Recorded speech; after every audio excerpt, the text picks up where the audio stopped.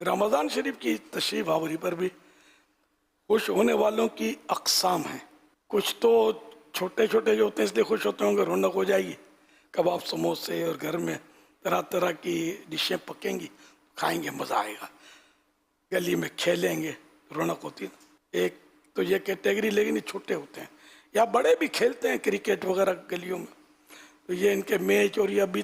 ابھی سے شاید شیڈول بھی بن رہے ہوں، ہو سکتا ہے ان کے نصیب بیچاروں کے، اللہ سب کے نصیب اچھے کرے۔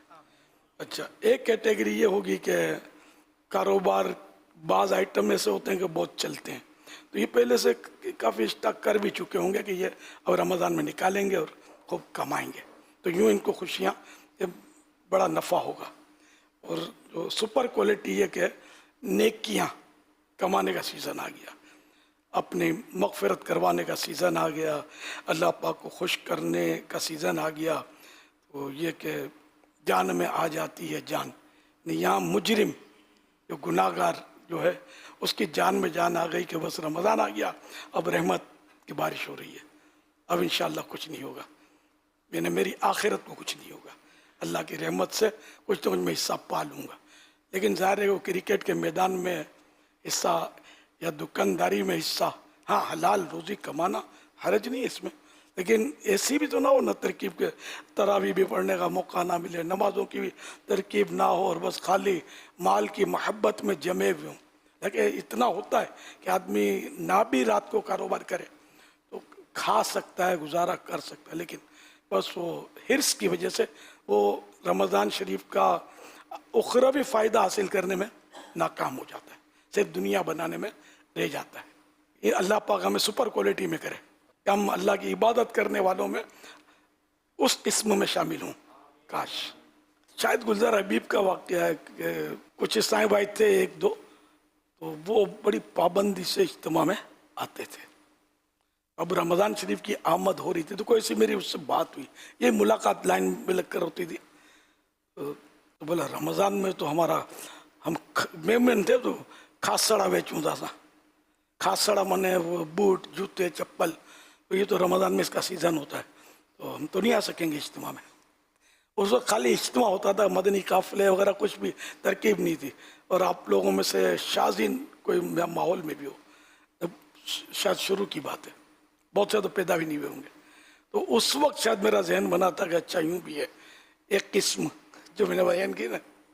کہ رمضان میں کمائی کہ بیچاروں کو مطلب عبادت سے روک دیتی ہے، تراویاں نہیں پڑھتے، یا 6 میں چلے جائیں گے، 3 والی میں چلے جائیں، 3 دن 6 دن 5 دن کی جو تراویح ہوتی ہے، تو یہ سمجھتے ہیں کہ پھر اس کے بعد چھٹی، اللہ عشاء تو ڈیلی فرض ہے اور سارا سال ہی فرض ہے، لیکن رمضان میں عشاء کو بھی تراویح بولتے ہیں ہمارے ہاں، تو خیر عشاء فرض ہے، وتر واجب ہے، یہ نہ پڑھنا گناہ ہے، تراویح نہ پڑھنا بھی برا ہے، اور بار بار ایسا کرنا تو عادتاً تو یہ پھر گناہ میں شامل ہو جائے گا۔ تو یوں مطلب یہ کہ بازاریں ہمارے ہاں، دنیا بھر میں تو نہیں ہوتا ہوگا، مگر ہمارے ہاں یہ کہ بڑی پر رونق ہوتی ہیں بازاریں، اور رات کو خریداریاں، اور جن کو خریدنا نہیں ہوتا وہ بھی چکر لگاتے ہیں اور گھومتے پھرتے ہیں، اور اس طرح تفریحاً،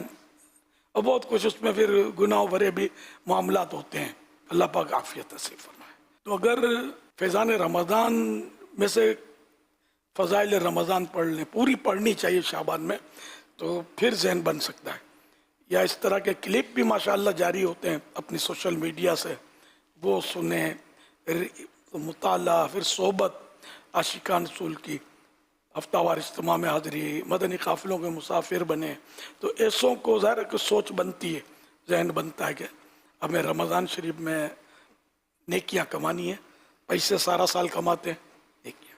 بھلے چھٹی کرنی پڑے تو کوئی بات نہیں، اللہ روزی دیتا ہے، یا اتنا کمائیں کہ مطلب اگر مجبوری ہے تو کہ تھوڑا کمائیں، تھوڑا مطلب، اور جو نمازوں کی باجماعت پابندی، تراویح پوری اطمینان سے پڑھ سکے، تلاوت کہ اللہ توفیق دے تو بھی کر سکے، اس طرح مطلب رات اپنی کاروبار میں، اگر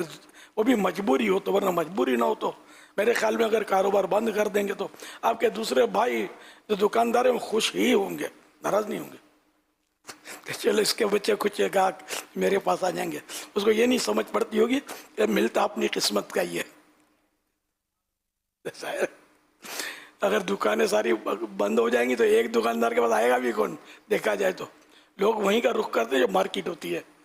اکا دکا دکان دیکھ لیں، اکا دکا دکان کم چلتی ہے،